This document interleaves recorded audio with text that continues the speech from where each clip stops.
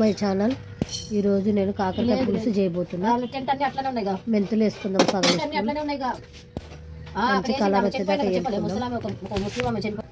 వెళ్ళక్కర్లేదు. వీడు ఒకడు వచ్చాడు, వాడు క్లీన్ చేస్తున్నాడు.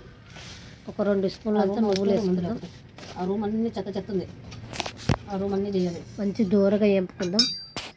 అందుకే కలర్ వచ్చేదాకా వేపుకుందాం మంచిగా. అది కడాయి పెట్టుకుందాం. అదే కడాయి పెట్టుకుందాం. నూనె పోసుకుందాం. ఒక 3 స్పూన్లు అంతా నూనె పోసుకుందాం. అందరూ ఉన్నారు.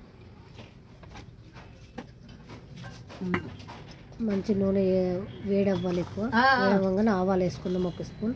నిన్న మొన్న వేరే వండిన రోజు ఏదో ఒకటి. శనగపప్పు వేసుకుందాం. మినపప్పు శనగపప్పు 2 వేసుకుందాం 1 స్పూన్. మంచి కలర్ రావాలి. ఉల్లిపాయలు ఒక 3 పెద్ద ఉల్లిపాయలు కట్ చేసుకున్నాను. కలర్ వచ్చేదాకా వేపాలి. అప్పుడే కాకరకాయ చాలా బాగుంటుంది. ఫ్రై చేసుకుంటారు, కాకరకాయ ఉల్లి కారం చేసుకుంటారు, చాలా బాగుంటుంది. ఇది కూడా చేదు అనేది ఉండదు. నేను ఆల్రెడీ నిమ్మకాయ ఉప్పు వేసి కలిపి కట్ చేసి రౌండ్గా కట్ చేసి ఒక అర్ధగంట నానబెట్టి పెట్టాను. అప్పుడు చేదు ఉండదు. మంచి కలర్ రావాలి.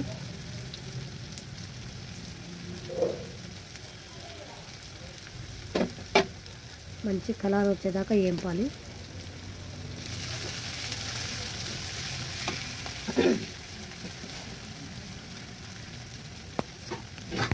ఎందుకంటే ఉల్లిపాయలు బాగా వేసుకొని మంచిగా ఉంటుంది.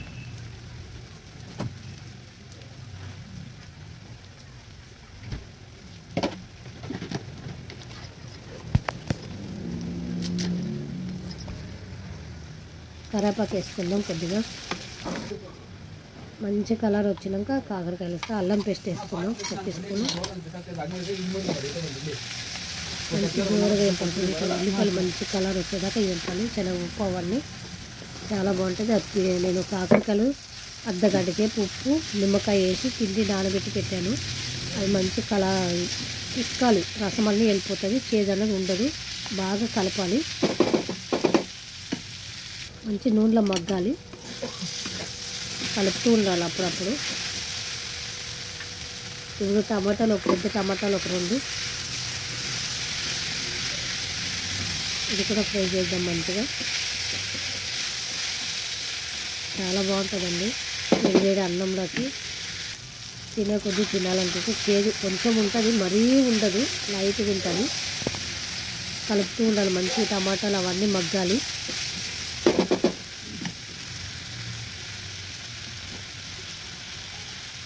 సరిపడా ఉప్పు వేసుకుందాం.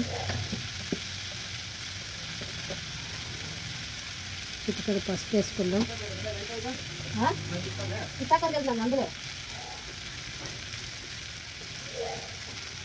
కారం వేసుకుందాం. 1.5 స్పూన్ కారం వేసుకుందాం. ధనియాల పొడి 1 స్పూన్ వేసుకుందాం. మొత్తం కలుపుకుందాం. మంచి అన్నీ కలిసేటట్టు కలపాలి. ఒక 10 నిమిషాలు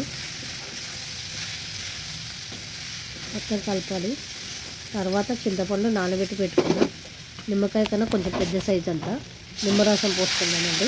మనకి ఎంత చింతపండు కావాలో అంత పెట్టుకోవచ్చు, మన ఇష్టం అది. కొద్దిగా వాటర్ పోసినాను. ఇప్పుడు నువ్వుల పొడి మెంతుల పొడి చేసి పెట్టుకున్నా కదండి, అది కూడా వేసుకుందాం. కొంచెం మసాలాక వేసుకోవాలి. కాకరకాయ పులుసు చాలా బాగుంటుంది. కొత్తిమీర వేసుకుందామండి. మొత్తం దగ్గరికి అయిపోయింది చూడండి. చాలా బాగుంటుంది. చేదు అనేది ఉండదు. తినే కొద్ది ఇంకా తినాలనిపిస్తుంది. అంత బాగుంటుంది. చపాతీలో కూడా పెట్టుకొని తినచ్చు. చాలా బాగుంటుంది. ఒక బౌల్లోకి తీసుకుందామండి. కాకరకాయ పులుసు అయిపోయింది. ఒక బౌల్లోకి తీసుకుందాము. వేడి వేడి కాకరకాయ పులుసు అన్నం తింటే చాలా బాగుంటుంది. ఎలా ఉందో మీరు కూడా ట్రై చేసి కామెంట్ బాక్స్లో కామెంట్ చేసి లైక్ చేయండి. థ్యాంక్ యూ అండి.